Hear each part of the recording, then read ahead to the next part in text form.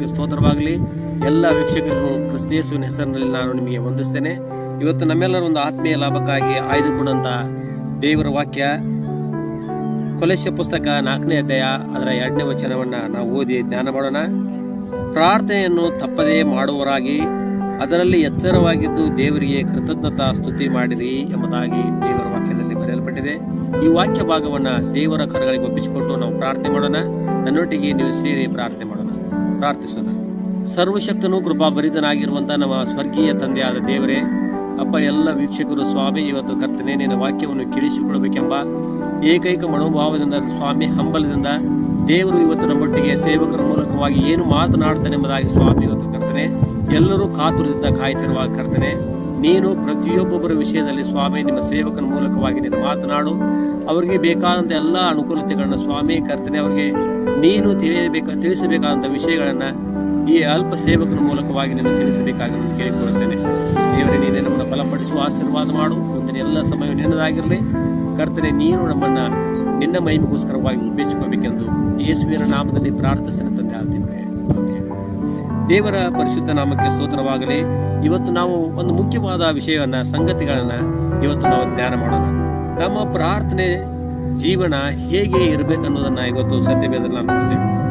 ಹಾಗಾದ್ರೆ ಪ್ರಾರ್ಥನೆ ಅಂದ್ರೆ ಏನು ಎಂಬುದಾಗಿ ನಾವು ನೋಡಿದ್ರೆ ದೇವರೊಟ್ಟಿಗೆ ಮಾತಾಡುವಂಥದ್ದೇ ಎಂಬುದಾಗಿ ನಾವು ನೋಡ್ತೇವೆ. ದೇವರೊಟ್ಟಿಗೆ ಮಾತಾಡುವಂಥದ್ದು ಅದು ಪ್ರಾರ್ಥನೆ ಎಂಬುದಾಗಿ ಅಂದ್ರೆ ಇವತ್ತು ಒಬ್ಬ ಶಾರೀರಿಕವಾದಂಥ ತಂದೆ ತಾಯಿಗಳು ಯಾವ ರೀತಿಯಲ್ಲಿ ಅವರು ತಮ್ಮ ತಂದೆಯೊಡನೆ ಏನನ್ನ ಬೇಡಿಕೊಂಡು ನಾವು ಪಡೆದುಕೊಳ್ತಾರೋ ಅದೇ ರೀತಿಯಲ್ಲಿ ನಮ್ಮ ಆತ್ಮಿಕ ತಂದೆ, ನಮ್ಮೆಲ್ಲರ ಸೃಷ್ಟಿಕರ್ತನಾಗಿರುವಂತಹ ಯೇಸು ಸ್ವಾಮಿಯವರನ್ನ ನಾವು ಬೇಡಿಕೊಂಡು ಅದರಿಂದ ನಾವು ಹೊಂದಿಕೊಳ್ಳುವಂಥದ್ದೇ ಆಗಿದೆ. ಅದಕ್ಕೋಸ್ಕರವಾಗಿ ಈ ಪ್ರಾರ್ಥನೆ ಅನ್ನುವಂಥದ್ದು ದೇವರ ಚಿತ್ತಾನುಸಾರವಾಗಿ ಪ್ರಾರ್ಥನೆ ಮಾಡಬೇಕೆಂಬುದಾಗಿ ನಾವು ನೋಡ್ತೇವೆ.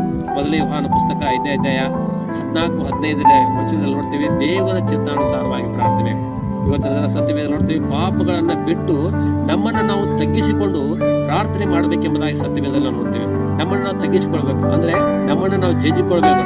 ನಾವು ಹೆಚ್ಚಿನವರಲ್ಲ ಸ್ವಾಮಿ, ಎಲ್ಲದಕ್ಕೂ ನೀನೇ ದೊಡ್ಡವನು, ನೀನೇ ಹೆಚ್ಚಿನವನು ಎಂಬುದಾಗಿ. ಯಾಕಂದ್ರೆ ನೀನು ಭೂಮಿಯನ್ನ, ಆಕಾಶಗಳನ್ನ, ಸರ್ವ ಸೃಷ್ಟಿಯನ್ನ ನಿರ್ಮಾಣ ಮಾಡಿದಂತ ದೇವರೆಂಬುದಾಗಿ ತಿಳಿದುಕೊಂಡು ನಾವು ದೇವರ ಚಿತ್ತಾನುಸಾರವಾಗಿ ನಮ್ಮ ಪಾಪಗಳನ್ನ ಒಪ್ಪಿಸಿಕೊಟ್ಟವರಾಗಿ, ನಮ್ಮ ಪಾಪಗಳನ್ನ ನಾವು ಬಿಟ್ಟವರಾಗಿ ನಮ್ಮನ್ನು ತಗ್ಗಿಸಿಕೊಂಡು ನಾವು ಪ್ರಾರ್ಥನೆ ಮಾಡಬೇಕೆಂಬುದಾಗಿ ಮೊದಲನೇ ಅರಸುಗಳ ಪುಸ್ತಕ 8ನೇ ಅಧ್ಯಾಯ ಅದರ 35ನೇ ವಚನದಲ್ಲಿ ನೋಡ್ತೇವೆ. ಅದೇ ರೀತಿಯಾಗಿ ನಾವು ಇನ್ನೊಂದು ಸಾರಿ ನಾವು ಪ್ರಾರ್ಥನೆ ಮಾಡಿದ್ರೆ ಏನ್ರೆ ಕಣ್ಣೀರು ಸುರಿಸುತ್ತಾ ಪ್ರಾರ್ಥನೆ ಮಾಡಬೇಕೆಂಬುದನ್ನು ನಾವು ನೋಡ್ತೇವೆ. ಅದೇ ರೀತಿಯಾಗಿ ಕೆಟ್ಟ ನಡತೆಯನ್ನು ಬಿಟ್ಟು ನಾವು ತಿರುಗಿಕೊಂಡವರಾಗಿ ಪ್ರಾರ್ಥನೆ ಮಾಡಬೇಕು. ಇವತ್ತು ಲೋಕದಲ್ಲಿ ಎಲ್ಲಾ ಕಡೆಗಳನ್ನ ನೋಡುವಾಗ ಎಲ್ಲಾ ರೀತಿಯಿಂದ ಕೆಟ್ಟತನ ಅನ್ನೋಂಥದ್ದು ಹೆಚ್ಚಾಗಿರುವುದನ್ನು ನಾವು ಕಾಣುತ್ತೇವೆ. ಅನೇಕರಿಗೆ ವಿರೋಧವಾಗಿ ನಾನಾ ತರವಾದ ಕೆಟ್ಟತನವನ್ನ ಇವತ್ತು ಮಾಡ್ತಾರೆ. ಕುಟುಂಬಕ್ಕೆ ವಿರೋಧವಾಗಿ ಕೆಟ್ಟತನವನ್ನು ಮಾಡುವಂತವರಾಗಿದ್ದಾರೆ. ಅಣ್ಣ ತಮ್ಮಂದಿರಿಗೋಸ್ಕರವಾಗಿ ಕೆಟ್ಟತನವನ್ನು ಮಾಡುವಂತವರಾಗಿದ್ದಾರೆ. ಅದಕ್ಕೋಸ್ಕರವಾಗಿ ಇವತ್ತು ಆ ಎಲ್ಲಾ ಕೆಟ್ಟ ನಡತೆಯನ್ನ, ಎಲ್ಲಾ ಕೆಟ್ಟ ಚಟಗಳನ್ನ ಬಿಟ್ಟು ನಾವು ಪ್ರಾರ್ಥನೆ ಮಾಡಿದಾಗಲೇ ಖಂಡಿತರು ನಮ್ಮ ತಂದೆಯಾದಂತಹ ದೇವರು ನನಗೂ ನಿಮಗೂ ಇವತ್ತು ಉತ್ತರವನ್ನು ಕೊಡುವಂತ ದೇವರಾತನಾಗಿದ್ದಾರೆ. ಅದಕ್ಕೋಸ್ಕರವಾಗಿ ಪಾಪಗಳನ್ನು ಒಪ್ಪಿಕೊಳ್ಬೇಕು. ದೇವರಿಗೆ ನಮ್ಮ ದೇವರ ಮುಂದೆ ಹೋಗುವಾಗ ಪರಿಶುದ್ಧತೆ ಎನ್ನುವಂತ ಒಂದು ದೀಪದೊಂದಿಗೆ ನಾವು ತುಂಬಾ ದೀಪಗಳಾಗಿದ್ದರಿಂದ ತಿಳಿದುಕೊಂಡು ಆತನ ದೀಪಗಳಾಗಿ ನಾವು ಆತನ ಬಳಿಗೆ ಹೋಗ್ಬೇಕಾಗಿದೆ. ಅದಕ್ಕಾಗಿ ಯಾಕಂದ್ರೆ ಸತ್ಯವೇದದಲ್ಲಿ ನೋಡ್ತೇವೆ, ನಾನು ಲೋಕಕ್ಕೆ ಬೆಳಕಾಗಿದ್ದೇನೆ ಎಂಬುದಾಗಿ.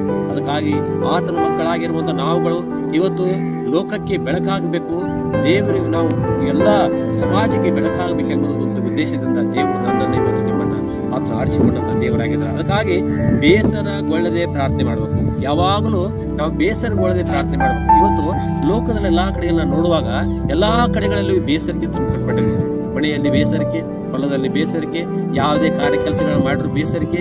ಈ ಬೇಸರಿಕೆಯಲ್ಲಿ ಮನುಷ್ಯರನ್ನು ತುಂಬಿಕೊಂಡು ಪ್ರಾರ್ಥನೆ ಮಾಡೋದನ್ನ ಮರೆತು ಬಿಟ್ಟಿದ್ದಾರೆ. ಅದಕ್ಕಾಗಿ ದೇವರು ಮೊದಲು ಹೇಳ್ತಾ ಇದ್ದಾನೆ ಅಂದ್ರೆ ನೀನೇನ್ ಮಾಡ್ಬೇಕು, ಬೇಸರ ಪಟ್ಟುಕೊಳ್ಳಾರದೆ ನೀನು ಪ್ರಾರ್ಥನೆ ಮಾಡ್ಬೇಕೆಂಬುದಾಗ. ಹಾಗಾದ್ರೆ ಇಲ್ಲಿ ಕೂತಂತವ್ರು ಯಾರಾದ್ರು ನೀವು ಬೇಸರದಿಂದ ತುಂಬಲ್ಪಟ್ಟವರಾಗಿ ಕೂತ್ಕೊಂಡು ದೇವರ ವಾಕ್ಯವನ್ನು ಆಲಿಸ್ತಾ ಇದ್ರೆ, ಕೇಳಿಸಿಕೊಳ್ತಾ ಇದ್ರೆ ಖಂಡಿತವಾಗ್ಲೂ ನಿಮ್ಮ ಪ್ರಾರ್ಥನೆಯನ್ನು ದೇವರು ಕೇಳಿಸಿಕೊಳ್ಳಲಿಕ್ಕೆ ಸಾಧ್ಯ ಇಲ್ಲ.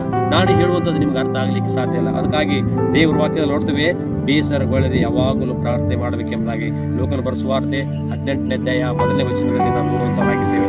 ಹಗಲು ಇರಳು ಪ್ರಾರ್ಥನೆ ಮಾಡಬೇಕೆಂಬುದಾಗಿ ಸತ್ಯವೇದ ನೋಡ್ತೇವೆ. ಯಾಕಂದ್ರೆ ನಮ್ಮ ದೇವರು ಎಲ್ಲದಕ್ಕೂ ಒಡೆಯನಾಗಿದ್ದಾನೆ.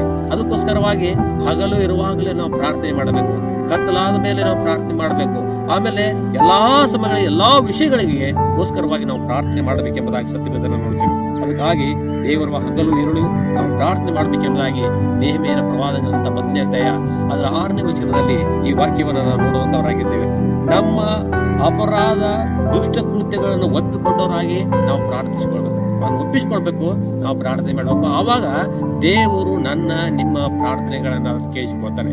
ಬರೀ ದೇವರ ಸೇವಕರ ಪ್ರಾರ್ಥನೆ ಕೇಳ್ತಾನಂತದಲ್ಲ, ನಮ್ಮನ್ನು ನಾವು ಯಾವಾಗ ನಾವು ಸಣ್ಣವರಾಗಿ ಮಾಡಿಕೊಂಡು ದೇವರಿಗೆ ನಾವು ಆದ್ಯ ಸ್ಥಾನವನ್ನು ಕೊಟ್ಟು ನಾವು ಪ್ರಾರ್ಥನೆ ಮಾಡಿದಾಗಾದ್ರೆ ಖಂಡಿತ ದೇವರಾದ್ರೆ ಕೇಳ್ತಾನೆ. ಅದಕ್ಕೋಸ್ಕರವಾಗಿ ಬಹಳವಾಗಿ ಬೇಡಿಕೊಳ್ಬೇಕು.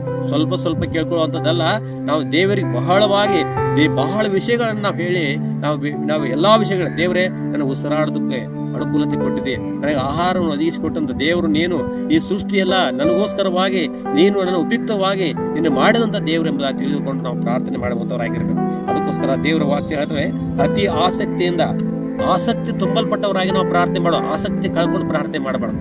ಇವತ್ತು ಅನೇಕ ಕಡೆಗೆ ನೋಡ್ತೇವೆ, ಸಭೆಗೆ ಬರುವುದನ್ನು ನಾವು ನೋಡ್ತೇವೆ, ಕುಟುಂಬಗಳಲ್ಲಿ ಸೇರಿ ಪ್ರಾರ್ಥನೆ ಮಾಡೋದನ್ನ ನೋಡ್ತೇವೆ.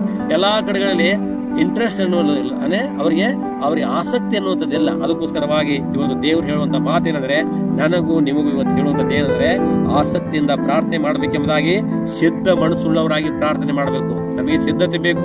ನಾವು ಸಿದ್ಧತೆ ಇಲ್ಲದೆ ಹೋಗಿದ್ರೆ ನಮ್ಮ ಪ್ರಾರ್ಥನೆ ದೇವರು ಕೇಳಿಸಿಕೊಳ್ಳಲಿಕ್ಕೆ ಸಾಧ್ಯ ಇಲ್ಲ. ಅದಕ್ಕೆ ನಮ್ಮ ಪ್ರಾರ್ಥನೆ ಹೇಗಿರ್ಬೇಕಂದ್ರೆ, ನಾವು ಏಕಾಂತವಾಗಿ ಅಂತರಂಗವನ್ನ ನಮ್ಮ ನೋಡುವಂತ ದೇವರು ಇದ್ದಾನೆ ಎಂಬುದಾಗಿ ತಿಳ್ಕೊಂಡು ನಾವು ಪ್ರಾರ್ಥನೆ ಮಾಡಬೇಕೆಂಬುದಾಗಿ ನೋಡ್ತೇವೆ. ಅದಕ್ಕೋಸ್ಕರವಾಗಿ ಏಕಾಂತದ ಸಮಯಗಳಲ್ಲಿ ಇಂತಹ ಒಳ್ಳೆ ಸುಂದರವಾದ ಈ ಸೃಷ್ಟಿ ಕಾರ್ಯದಲ್ಲಿ ನಾವು ಹೇಗಿದ್ದೇವೆ ಹಾಗೆ ಏಕಾಂತವಾದ ಸಮಯದಲ್ಲಿ ಕೂತ್ಕೊಂಡು ನಾವು ಪ್ರಾರ್ಥನೆ ಮಾಡಬೇಕೆಂಬುದಾಗಿ ನಾವು ದೇವರ ನೋಡ್ತೇವೆ.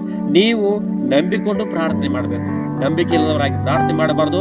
ನಂಬಿಕೆ ಇಲ್ಲದೆ ನಾವು ದೇವರನ್ನು ಮೆಚ್ಚಿಸಲಿಕ್ಕೆ ಸಾಧ್ಯವಿಲ್ಲ ಎಂಬುದಾಗಿ ಸತ್ಯವೇದ ಹೇಳಿರುವಾಗ ಇವತ್ತು ನಾವು ನಂಬಿಕೆಯಿಂದ ತುಂಬಲ್ಪಟ್ಟವರಾಗಿ ನಾವು ಪ್ರಾರ್ಥನೆ ಮಾಡಬೇಕು. ಮತ್ತಾಯನ ಸುವಾರ್ತೆ 21ನೇ ಅಧ್ಯಾಯ ಅದರ 22ನೇ ವಚನದಲ್ಲಿ ಈ ವಾಕ್ಯ ಬರೆಯಲ್ಪಟ್ಟಿದೆ, ನಾವು ಶೋಧನೆಗೆ ಒಳಗಾಗದಂತೆ ನಾವು ಪ್ರಾರ್ಥನೆ ಮಾಡಬೇಕೆಂಬುದಾಗಿ ಸತ್ಯವೇದ ನೋಡ್ತೇವೆ.